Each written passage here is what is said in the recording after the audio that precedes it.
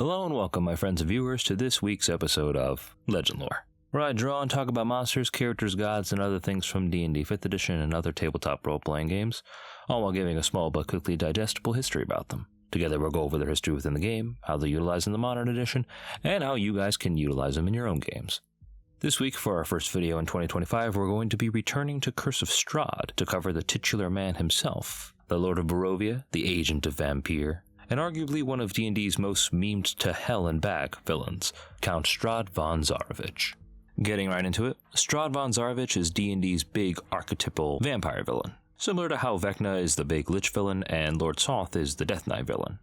With obvious inspiration from Dracula and other forms of vampire media, Strahd has essentially been around in the hobby since 1st edition, serving as the main antagonist in almost all of D&D's Ravenloft material from past to present. Now, of course, warning, this video will have spoilers for Curse of Strahd and all other Ravenloft media that has existed ever. So if you're more keen on the practical stuff that you can immediately implement into your games, please click on the timestamp in the video for the nitty-gritty. This will also not cover all of the in-depth intricacies of Strahd's lore, otherwise this video would end up being hours long. Rather, this will be more of a quick surge through his most defining moments, as well as events that I feel are very useful to us as Dungeon Masters. With that said, Strahd Von Zarovich was the eldest son of King Barov and Queen Ravenovia. Raised as a prince and a conqueror alongside his more tender-hearted younger brother, Sergei. Trained by his father's steward, the Dusk Elf Rahadin, Strahd led various crusades and battles in his life before eventually capturing and settling into the land that he would name Barovia after his father. In time, during his middle age, Strahd encountered and fell in love with a Barovian woman named Tatiana, whose origins range from being a maid in service to his household to being a fellow member of the nobility. Regardless, Strahd's attempts to court her failed, as she ultimately favored the younger and more sensitive Sergei, which drew ire from Strahd and had him develop the belief that his age was what had made her turn away from him, rather than his fearsome reputation and overall domineering nature. With this in mind, Strahd fled south to the Amber Temple, in search of magic that could restore his youth and his vigor, where he encountered a dark vestigial entity known as Vampire, who promised him eternal life and youth if he would simply kill Sergei and drink his blood. Strahd performed the exact needs of the ritual, slaying his brother on his wedding night, and approaching Tatiana with confessions of his love, chasing her up the tower of Castle Ravenloft before she was cornered with nowhere to go. With her love slain and the monster beckoning her to him, Tatiana threw herself from Ravenloft's tower, where her death was witnessed by all of the guests assembled for the wedding. Strahd's guards then turned on him and filled him with crossbow bolts, but by then the pact with Vampire had been sealed, granting him immortality and command over the dark powers of necromancy and other magic. Killing all of the guests and keen to visit his rage and heartbreak upon the world,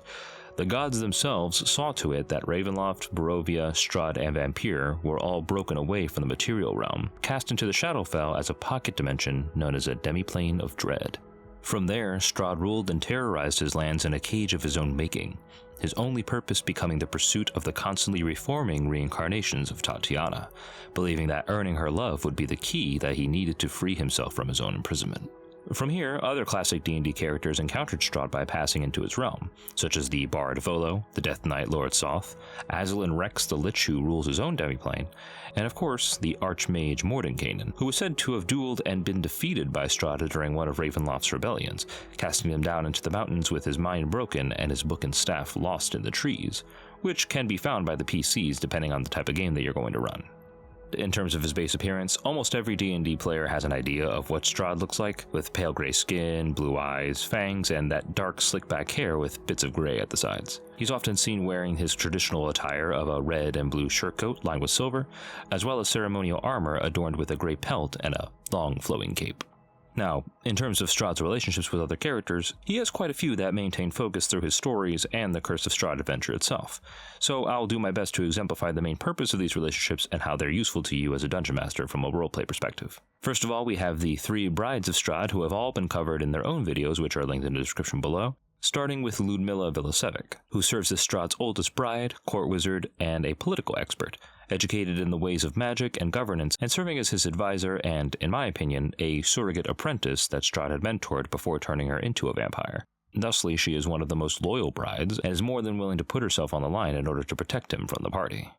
Next is Anastasia Karolova, who in my opinion is actually the only bride who is only physically involved with Strahd, serving both in the roles of consort, femme fatale, and spy master. Anastasia controls the beasts of the night, as well as most of the undead in Barovia, using them to bring the people to heal and to also suss out any attempts to rebel against the Dark Lord. And then lastly, we have the youngest of the brides in Valenta Popovsky, who serves both as Strahd's attack dog and constant test of his patience, always breaking rules and engaging in slaughters that Ludmilla often has to clean up. She is the most rebellious and willful of the brides, but that doesn't mean that she will betray Strahd by any means. She just simply is the one that is the hardest to control. After that, we have Rahadin, who's actually worn many hats when it came to Strahd's development, even before he became a vampire. Being in service to Strahd's father, King Barov, he trained Strahd in the ways of fighting and hunting from boyhood to adulthood, and has served as his chamberlain for all of the years he has been a vampire, despite not being undead himself. Rahadin is Strahd's right-hand man, the person who handles his problems and makes sure that his day-to-day life goes swimmingly. He's the classic expert henchman to the main villain, and is far more willing to put an end to any who threatens Strahd without remorse or mercy, be they rebels or even the brides who reside within Castle Ravenloft itself. Next, we have Baba Lysaga, who serves as a distant surrogate mother to Strahd in that she is obsessed with the belief that he is her son, serving as his wet nurse when the queen gave birth to him. There are rumors that she spelled the boy when he was born, which caused his turn to evil, as well as rumors that she actually had an affair with his father and that Strahd is actually her child, but none of these are confirmed as far as I know. For Lysaga, I see her as a protective dark sage who watches over Strahd and provides him with the resources needed to conduct his rituals, and she may very well have been the one to tell him about the Amber Temple in search of a way to regain his youth, which thus led to his downfall. Next, we have Tatiana, or in this case her current incarnation in Irina Kolyana. Strahd's obsession with Tatiana's reincarnations leads him to seek her out every lifetime, but she is always doomed to die at the same age as to when she was wed, serving as the linchpin for the curse the gods placed on Barovia to prevent Strahd and Vampyr's escape. Strahd doesn't see Irina as a person, but as an object to be owned and a prize to be won.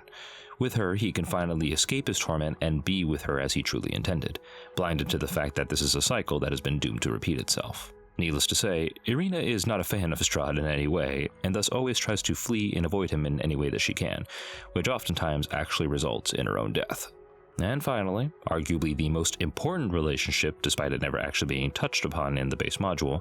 is Strahd's patron, Vampyr, the vestige of a long-dead god formerly imprisoned in the Amber Temple before his pact with Strahd granted him his freedom. For me, Vampyr is the real endgame villain of any Curse of Strahd campaign I run. The puppet master who has been controlling the strings of the vampire lord that has been feeding him a constant stream of remnant souls in Barovia ever since the god imprisoned him. Vampyr and Strahd rarely ever interact in the canon beyond the initial deal, but I like to believe that he has used Strahd and his encounters with other outsiders such as Soth, Mordenkainen, and even the party in order to bolster his own power, so as to shatter the prison the gods made of Barovia so that way he can take over the world.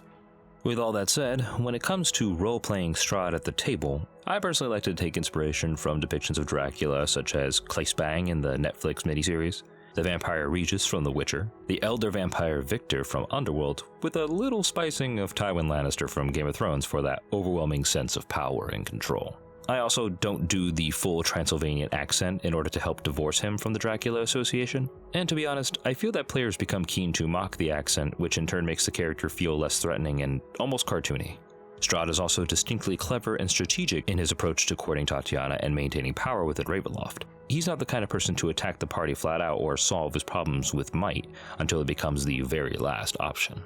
With those constants out of the way, I find that there are actually two engaging ways to play Strahd depending on your party and what it is that they wish to get out of the game, that being Strahd as the truly villainous predator, and Strahd as the more sympathetic, tragic figure. Both have their merits, and both require small changes to be made to his backstory in order for it to get the message across, which I'll go over as I dive into both perspectives. First, we have Strahd as the Predator. This is the malevolent, obsessive vampire lord who dominates the land and hungers only for the affection and control of Tatiana's newest incarnation. This Strahd is in line with his more classic depictions as controlling and manipulative, as he sees himself as truly superior and infallible due to both his power as a vampire and his role as the Lord of Barovia. Challenges against him are met with either playful curiosity or harsh judgment, which has truly made him earn his reputation beyond his past conquests in his mortal life. When rebels storm Castle Ravenloft, he soundly defeats them and strings up the stragglers to drain, filling his blood stores before raising them back up as undead guards to prepare for the next eventual wave.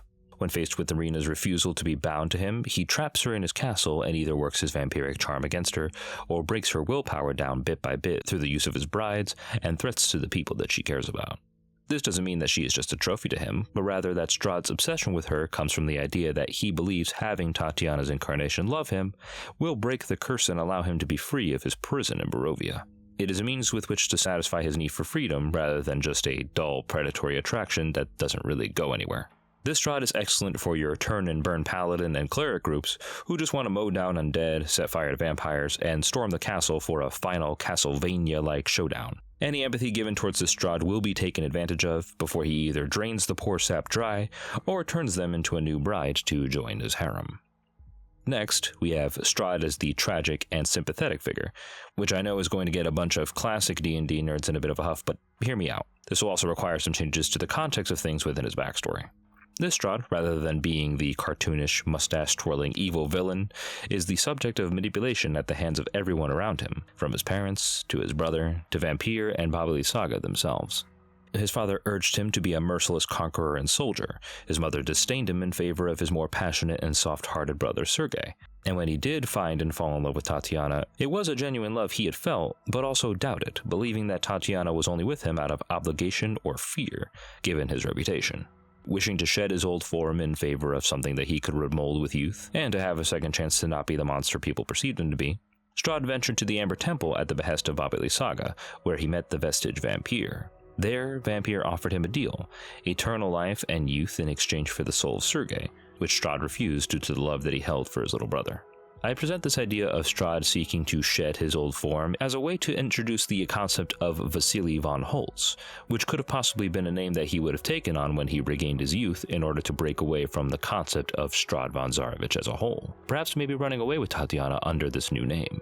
Unfortunately for Strahd, though, Vampire was far more cunning than just presenting a deal he knew Strahd would refuse, and thus orchestrated and manipulated Tatiana and Sergei in order to get them to have an affair, which resulted in a pregnancy and then forced Sergei's hand to marry her to preserve her honor. As it was in ancient times, obviously that's outdated. Strahd initially swallowed the loss until it came time for the wedding day, where his brother's claims of this being for the best resulted in him murdering his brother in a crime of passion, which, true to the letter of the deal, fulfilled the conditions of the pact with Vampire. From there, the rest of the story plays out pretty much the same way, except this Strahd is much more nihilistic, melancholy, and seeks out Tatiana in the hopes that he can break the curse so at least she can be set free, all the while being ignorant of how Vampire had orchestrated the whole thing in order to free himself, only to be bound by the gods at the last second. This is the kind of Strahd that can be redeemed over the course of a campaign, where you can use the brides as the more antagonistic force in terms of how they torment the denizens of Barovia. If your players are more into that melodramatic style of game over the classic Castlevania kill the vampire approach, this Strahd can be taught through roleplay to let go of his obsession, and when the manipulations of Vampire are revealed to him, maybe even join the PCs in a fight against him as the final boss of the campaign. Again, this is just an alternative way for running the game for those who want a different experience. There's no right or wrong way to do it. With that said, when it comes to running Strahd in combat, due to D&D's terrible management of challenge rating and the balance of power with magic items, by the end of the campaign Strahd often becomes a very easy fight for the party to overcome. Now, one may argue that this is the point, since the magic items thrown about Barovia are all about making it easier to fight undead, and Strahd specifically, but I'm a fan of the belief that the magic items should give the PCs a chance to defeat Strahd, whereas even attempting to face him without them basically ensures destruction. As such, I have my own personal Strahd stat block that I have used before, based on Matt Colville's action-oriented monster design, and the builds of monsters in the MCDM book Flea Mortals, specifically taking inspiration from the vampire lord Rodar von Glauer within the pages, which I've included in the description below. In terms of tactics, when the PCs take on the mega dungeon that is Castle Ravenloft, Strahd will not face the party right out so they can just supernova and take him down. He will use the dungeons of Ravenloft, Rahadin, his brides, and whatever else he can to drain the PCs of their resources before staging the final battle against them. Strahd is often listed as a wizard or some sort of magic user, and using that arcane knowledge to supplement his martial prowess. But spells are often more than not counterspell to hell him back, forcing him to rely on legendary actions to make sure that those spells even have a chance to be cast. And if you have multiple PCs who have counterspells such as a bard, wizard, or sorcerer, and so on, Strahd's going to be having a bad time. As such, I prefer to take the approach of giving Strahd spell effects as abilities, allowing him the versatility and freedom of movement that he needs to avoid being locked down or gimped in the damage department, while also making sure that his abilities remain vampiric in flavor. Now, in terms of magic items that I feel are best aligned with Strahd, in earlier editions he was listed to have possessions such as a +4 Bastard Sword, a +2 Composite Bow, an Amulet of Proof Against Detection of Location, which I recommend using when he pretends to be Vasily, braces of armor, a Cloak of Resistance, a Crystal Ball useful for scrying, Gloves of Dexterity, a Ring of Minor Elemental Resistance, specifically against fire, a Ring of Protection, and a Rod of Absorption. Along with these, I've included some base magic items that I feel would be good for Strahd to keep in his treasure trove at Castle Ravenloft, as well as other items that you can sprinkle about in Barovia that are in line with his history and his conquests. And finally, for our homebrew magic item this evening, we have Omen, Strahd's Bastard Sword. Omen is a +3 Bastard Sword of life stealing, meaning that it has a +3 bonus to attack and damage rolls, and can be wielded either one-handed or two-handed, the damage being 1d8 or 1d10 respectively. Additionally, the life-stealing effect means that when you make a critical hit with a roll of a natural 20, the target you hit suffers an additional 15 necrotic damage, so long as it's not an undead or a construct, and you gain that same necrotic damage as temporary hit points remaining until your next long rest. Omen also bears 5 charges that can be spent casting the following spells listed below, regaining 1d4 + 1 charges every long rest. And finally, the wielder can use the sword to cast the spell Tensor's Transformation once per long rest, and while you are under the effects of Tensor's Transformation through this item, the life-stealing effect listed above works on either a 19 or a 20. This item has actually been featured very frequently in a lot of my campaigns, mainly when the PCs ever meet descendants of Strahd Von Zarovich in the far future. I've included the item stop block in the description below, and with that, that's our coverage of Strahd Von Zarovich, everybody. I want to thank all of you guys for watching. If you enjoyed the video, please like, share, subscribe, and press the little bell icon to be notified of future videos. If you guys want a chance to vote on the next video, please check out the community tab for polls when they come up. And also comment down below your guys' stories about Strahd, how you as DMs have used them in your games, and for players, how you've outsmarted, encountered, or straight up clowned on the good count. And also let me know what you guys would like to see in upcoming videos. But until then, I'll see you guys next time.